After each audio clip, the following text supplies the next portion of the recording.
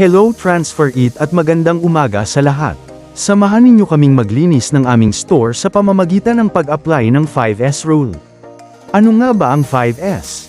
Ang 5S ay isang simpleng kasangkapan para sa pag-aayos ng lugar ng trabaho sa malinis, epesyente, at ligtas na paraan upang mapahusay ang produktibidad, pamamahala sa biswal, at masigurong maipakilala ang pamantayang paraan ng pagtatrabaho.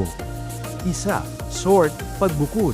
Ang unang hakbang sa 5S ay ang pagbukod. Ito ay tumutukoy sa paghihiwalay ng mga kalat mula sa mga bagay na tunay na kinakailangan sa lugar ng trabaho.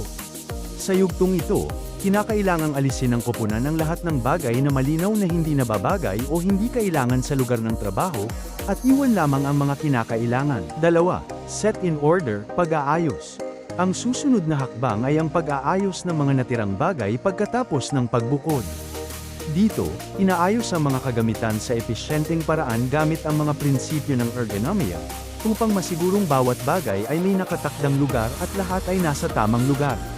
3. Shine, paglilinis. Ang shine ay ang masusing paglilinis ng lugar, mga kasangkapan, makina, at iba pang kagamitan upang maibalik ang mga ito sa halos bagong kondisyon. Sa ganitong paraan, mas madaling mapansin ang anumang di pagkakatugma, tulad ng pagtagas ng langis mula sa makina sa maliwanag at bagong pinturang sahig. 4. Standardize, pagpapanatili ng pamantayan. Ang standardize ay ang proseso ng pagsisiguro na ang mga ginawa sa unang tatlong yugto ng 5S ay nagiging pamantayan. 5. Sustain, panatilihin. Ang huling hakbang ng 5S ay ang pagpapanatili, kung saan sinisigurong patuloy na ipinatutupad ng kumpanya ang mga nakaraang hakbang ng 5S, kasama rito ang pagpapanatili ng kalinisan, regular na pagsusuri, at patuloy na pagpapabuti. Ang 5S ay dapat maging bahagi ng kultura ng negosyo at responsibilidad ng lahat ng nasa organisasyon. At ito ang resulta ng pag-apply ng 5S Rule. Maayos, alinis, organisado at igtas ng store.